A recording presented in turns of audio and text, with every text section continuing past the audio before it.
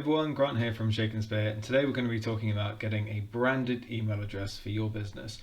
So instead of having an @gmail or @hotmail.com email address, you'll have an @yourbrandname.com or .co.uk email address. There's three reasons why we want to have one of these email addresses. First one is you stand out from the crowd rather than having one of those generic email addresses I was just mentioning. Second reason, it's personalization for you, for your vans, for invoices, business cards, all your kit. Anything that the customer sees makes your brand stand out even more. And the third reason, generally, it just looks more professional than having an unbranded email address. Today we're going to be using G Suite from Google, and the reason why we use this is it's easy to set up, and if you're familiar with the Gmail setup for your own personal email addresses, it's exactly the same. It only takes around about 5 minutes to set up. We'll go through the whole process here. We're ready to get started. Let's go. Okay, the first thing that we're going to want to do is open up your internet browser. In this case we're using Google Chrome, it's probably the best one out there. I just wanted to show you what these domain email addresses look like using our own example. Here we've got one for each of our team. We also have one for our inquiries line so that people can get in touch without knowing which individual they want to speak to. So to get started, we want to go to Google and we're just going to search for G Suite Sign Up UK. We want to put UK on the end because there is a US version which takes you to a slightly different place. And we're going to open the top link, which is the pricing plans. Three different options here.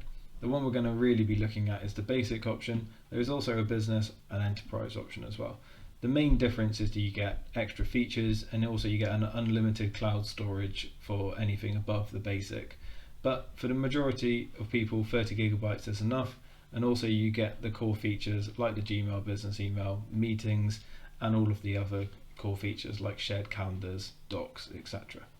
So we'll stick with the £4.15 a month. It's reduced at the moment, and we get started. So first things to put in, business name. In this instance, we're going to be using a test business, and select how many people. We're just going to go for just you, an individual sole trader at the moment, because otherwise we'll have to set up multiple email addresses. So we'll put just you and we'll select the United Kingdom. Next step, this is your current contact information. So we're going to go with Grant, surname, and our email address. Now this is your current email address, one which you will still have access to. So I'm using an unbranded one which we've got here.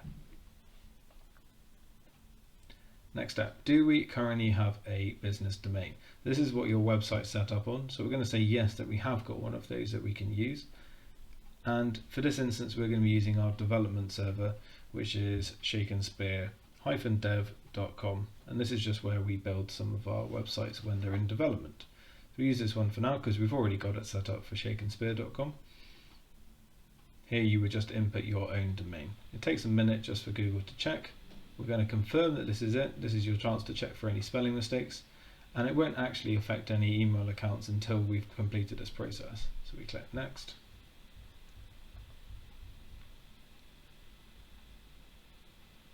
This is just a quick opt-in. It is worth actually going along with these tips and offers because you can sometimes get free Google Ads credit, and it is worthwhile, sometimes up to £75 or £100 to spend.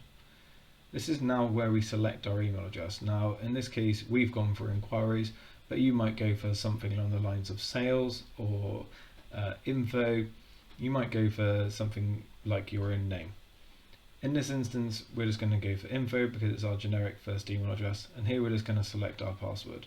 We'll just put in a quick 8-character password. You can always change this later.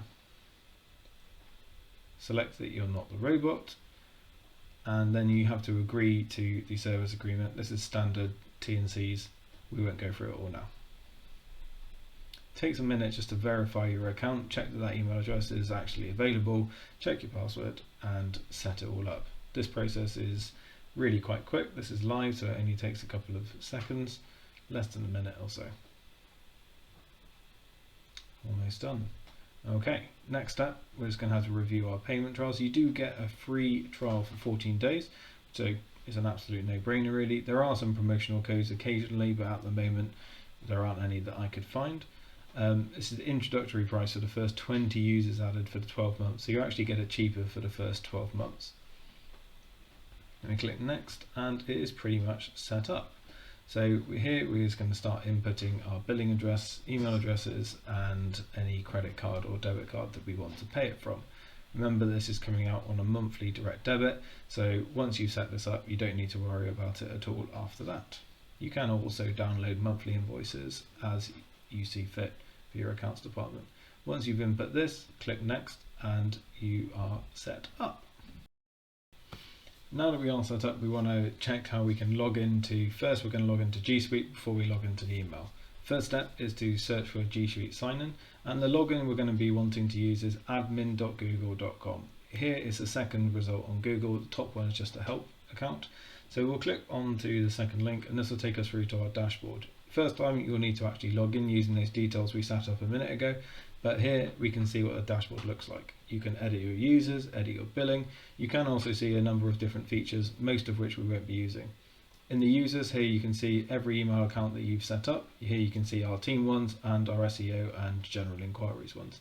So we've got 5 different accounts based out of this one setup. You can also check your billing.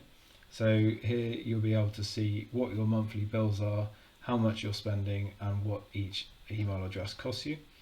They all generally cost that £4.14. We're on £4.60 because we were outside of the 12 months. Here you can see we've got our 5 users. We're on a flexible plan, which means we have no contract, and that's our estimated monthly bill. You can also upgrade from here. It's worth knowing that there's absolutely no contract.